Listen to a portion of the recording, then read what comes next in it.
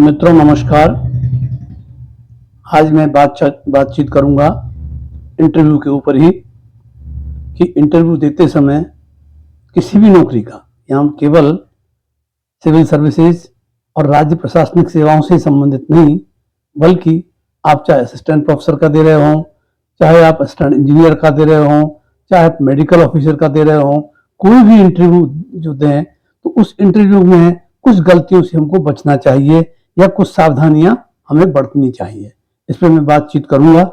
मैं आगे बातचीत बढ़ाऊं उसके पहले पुनः व्यूअर से आग्रह करूंगा कि वे मेरे चैनल को सब्सक्राइब कर मेरा उत्साहवर्धन करें, क्योंकि मैं जिस तरह से कोशिश कर रहा हूं उसमें उतना रिस्पॉन्स है नहीं। तो मैं पुनः कहूंगा कि न केवल आप बल्कि आपके जो संपर्क वाले हैं उनको भी मेरे इस चैनल को सब्सक्राइब करने के लिए प्रेरित करें। और जो मैं बात कहना चाह रहा हूं कि इंटरव्यू देते समय कौन सी गलती नहीं करें या किन चीज़ों से बचें या कौन सी सावधानियां रखें, इसमें सबसे प्रमुख बात यह है कि मैं इसके पहले भी एक वीडियो असिस्टेंट प्रोफेसर के लिए बना चुका हूं, एक सिविल सर्विसेज और राज्य प्रशासनिक सेवाओं के लिए बना चुका हूं, और उन दोनों में ही जो मैंने अपना पहले जो बातचीत की थी उससे भिन्न थोड़ी सी बातचीतें जो किसी भी इंटरव्यू देने वाले को ध्यान में रखनी चाहिए। सबसे पहली बात है, जो भी प्रक्रिया शुरू होती है, जब आप इंटरव्यू कक्ष के दरवाजे में प्रवेश करते हैं तो प्रवेश वैसे तो आप तभी करते हैं जब आपको प्रवेश करने की अनुमति मिलती है। तो दरवाजे पे घुसते ही तेजी से सिलेक्शन कमेटी के सामने खड़े ना होकर के वहां से पुनः एक बार अनुमति और लें, जबकि आपको अनुमति मिल चुकी है।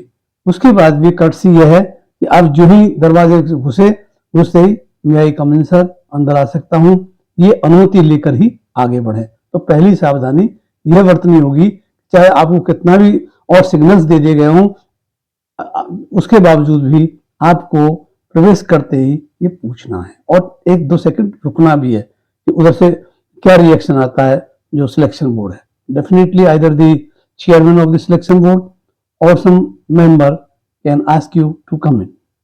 जब आप अंदर पहुंचते हैं तो वहां भी एक चीज और देखते हैं। पहली सावधानी तो मैंने ये कहा है कि घुसने के पहले एक बार और बोले। दूसरा क्या है कि जब आप कक्ष में घुस रहे हैं तो आप ये देखेंगे कि जो भी चयन समिति, सिलेक्शन बोर्ड या इंटरव्यू कमेटी है, उसके समक्ष प्रत्याशी के लिए एक कुर्सी लगी होती है। कई जगह खाली कुर्सी होती है, कई जगह कुर्सी के साथ एक टेबल भी होती है। तो इंटरव्यू बोर्ड के सामने जब आप घुसे सीधा जाकर के कुर्सी पर बैठे नहीं, जब तक कि चयन बोर्ड का अध्यक्ष ये ना कहे बैठिए, तब तक आप कुर्सी के पास खड़े रहें और उनके कहने पर ही कुर्सी पर बैठे। दूसरी चीज ये है, क्योंकि कई बार क्या होता है, हड़बड़ाहट में और ऐसे तनाव में या डर में, उसके कारण हम इतने, हमारे वो शब्द चलता है लोकल भाषा में, अवाचूक हो जाते हैं, मतलब चूक जाते हैं, हम जो है कुछ की जगह कुछ कर बैठते हैं। तो इसलिए कोई हवड़ धवड़ नहीं दिखानी है, हवड़ धवड़ भी एक लोकल शब्द ही है, वो नहीं दिखानी है, बल्कि हम संजीदगी से बहुत धैर्य और संयम के साथ अपने कार्य को अंजाम देना है। तो जब तक आप पहुंच गए, कुर्सी के पास खड़े हो गए, जब तक वो बोर्ड का चेयरमैन जो भी है वो न बोले तब तक आप कुर्सी पर नहीं बैठे। तीसरी बात ये होती है, अधिकांशतः इंटरव्यू कमेटी में जो भी आपको आसन मिला, सीट मिली, या तो वो सीट के सामने टेबल है, नहीं तो वो सीट इस ढंग की होती है जिसमें वो पैड वाला एक टेबल होता है जो कि जिसके हत्थे पर रहता है। तो वहां भी कई बार जो भी टेबल नुमा जो भी चीज आपको दी गई उस पर एक पानी का गिलास भी अधिकांशतः मिलता है। और आपको निश्चित रूप से घबरा रहे हैं, ये तो होगी घबराहट, तो मैं मानता हूँ, तो आपका गला सूखने लगता है और आप इच्छा होती है पानी पिया जाए, किंतु उस पानी के गिलास को अपने तुरंत ना उठाएं, बल्कि बोर्ड के चेयरमैन की तरफ मुखातिब होते हुए कहें, सर पानी पी लूँ। आइदर ही विल ऑफर कि भाई आप पीजिए, पानी पी लीजिए पहले, फिर बात करेंगे। इनकेस वो नहीं ऑफर करते, आपको रिक्वायरमेंट है, तो ऐसे गिलास उठा के नहीं पीना है, बल्कि पूछ करके कि मैं ये गिलास, मैं पानी पी सकता हूँ। तो ये तीसरी बात मैंने बताई। चौथी बात यह है कि जब प्रश्न आपसे किया जाए तो प्रश्न को समझें। आपको कोई जल्दबाजी नहीं है कि आप कोई इंस्टेंट आंसर नहीं देना है आपको, बस उधर से प्रश्न आया और आपने उत्तर दे दिया। थोड़ा उसमें सोचें, क्योंकि ये समझने पहले कि कि प्रश्न पूछ क्या रहे हैं, क्योंकि होता यह है कि एक टॉपिक होता है, उसके किसी एक एस्पेक्ट पर आपसे प्रश्न पूछा जाता है और आप उस पर्टिकुलर एस्पेक्ट को बताने के बजाय दूसरे एस्पेक्ट को कहना शुरू कर देते हैं, या तो आप एक उसके बैकग्राउंड के रूप में, एक इंट्रोडक्शन के रूप में, तो ये विषय क्या है ये बताने के क्रम में आप कई बार इस तरह का कर जाते हैं कि जिस एस्पेक्ट पर पूछा गया है उस पर नहीं। तो अपने को वैसे क्या, जिस टॉपिक पे पूछा गया है, जिस एस्पेक्ट पे, उसी में बात करनी है। और कई बार प्रत्याशी क्या करते हैं, अपने ज्ञान का अनावश्यक प्रदर्शन करने के लिए वे उस टॉपिक के जो अन्य एस्पेक्ट से जो आप पूछे नहीं गए उन पर भी बोलने लगते हैं। इससे हमेशा बचें, क्योंकि अपने को वह ज्ञान का प्रदर्शन नहीं करना है, बल्कि उनके उत्तरों का जवाब देना है। नेक्स्ट, ये चौथी बात हुई। पांचवी बात यह है कि उत्तर अगर नहीं आता हो किसी प्रश्न का तो विनम्रता से इनकार कर दें, सर मेरे को नहीं पढ़ा, या मैं पढ़ा था लेकिन सब याद नहीं रहा, जो भी जिस तरीके से। लेकिन उसमें ये ना करें कि आपको आता है और आता है नहीं, फिर भी आप जबरदस्ती कुछ तुक्केबाजी करने लगते हैं और बेकार की कोशिश करने लगते हैं, तो उसको थोड़ा इरिटेशन होता है सिलेक्शन बोर्ड को, क्या कैंडिडेट है भाई, जब नहीं आता है तो से no sir I don't know, okay. Then जो नेक्स्ट ये है, तो कभी भी अनावश्यक कोशिश ना करें।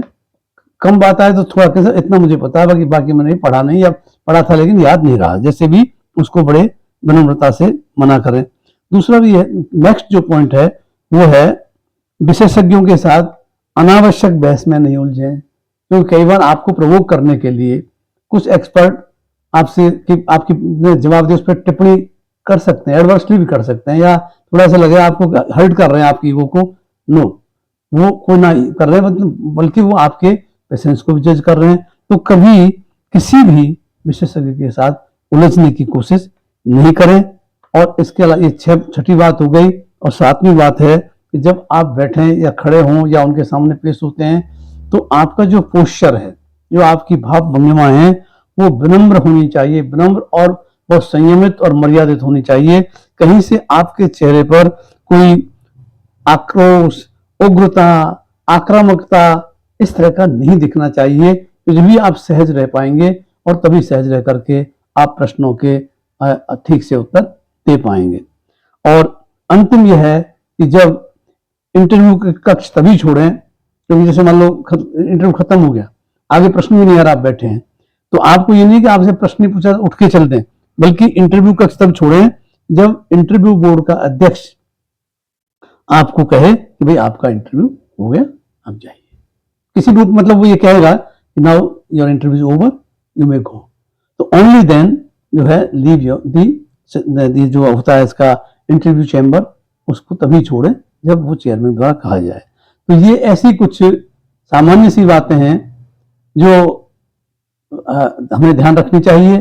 और इन्हें ध्यान रखते हैं क्योंकि ज्यादा तैयारी भी कई बार दिक्कत करती है, क्योंकि मेरे जैसे अनेक एक्सपर्ट्स होंगे जो अनेक तरीके इंटरव्यू में अपीयर होने के बताएंगे, उनको सुनो और उनको लॉजिकली देखो, भाई the person who is telling about the way how to reply the questions of experts, is it logical, और ये कैसे कल्पना कर रहे हैं, मनगढ़ंत है।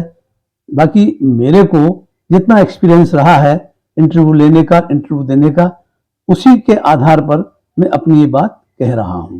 तो आगे आप जुड़े रहें मेरे चैनल इंडिका विजन से, और अधिक से अधिक मेरे वीडियोस देखें, और केवल देखें नहीं बल्कि कमेंट करें। खासतौर पर जो दो इंटरव्यू वाले, एक तो असिस्टेंट प्रोफेसर के लिए और एक सिविल सर्विसेज और राज्य प्रशासनिक सेवाओं के लिए जो वीडियो मैंने बनाया, उसमें मुझे अपेक्षा थी कि जो कैंडिडेट्स देखेंगे वो कुछ प्रश्न भी रखेंगे या कुछ प्रतिक्रिया भी देंगे। तो जितनी मुझे आशाएं थी उतनी प्रतिक्रियाएं नहीं आई। तो आप झिझके नहीं, और आप ये ना सोचें कि आप कोई प्रश्न पूछेंगे तो लगेगा यार ये क्या प्रश्न पूछ लिया है, बेवकूफ है।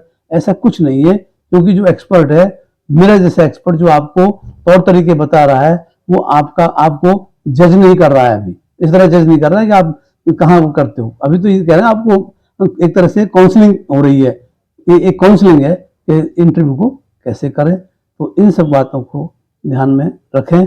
और आप जो मेरा जिन लोगों ने कर लिया है सब्सक्राइब, अच्छी बात, जो अब करें वो निश्चित तौर पर उसके जो बेल आइकॉन है, घंटी का जो निशान है, उसको जरूर दबाएं ताकि जब भी नया वीडियो आए आपको उसका नोटिस मिल जाए। और संभव है यदि रिस्पॉन्स व्यूअर्स का ज़्यादा मिलता है तो निश्चित तौर पर जो फ्रीक्वेंसी ऑफ ये वीडियो है मेरी, वो फ्रीक्वेंसी बढ़ सकती है, क्योंकि उससे उत्साहित होकर के ये लगे कि भाई आप, मैं जो एफर्ट कर रहा हूँ उसके कुछ बेनिफिशरीज हैं, इसका किसी को लाभ पहुंच रहा है। क्योंकि अभी तो ये मैं समझ नहीं पा रहा हूँ, तो ये तभी होगा जब व्यूअर्स की तरफ से बराबर रिस्पॉन्स आएगा।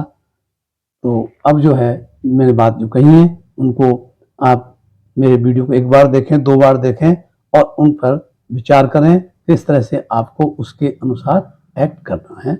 नमस्कार, जय हिंद।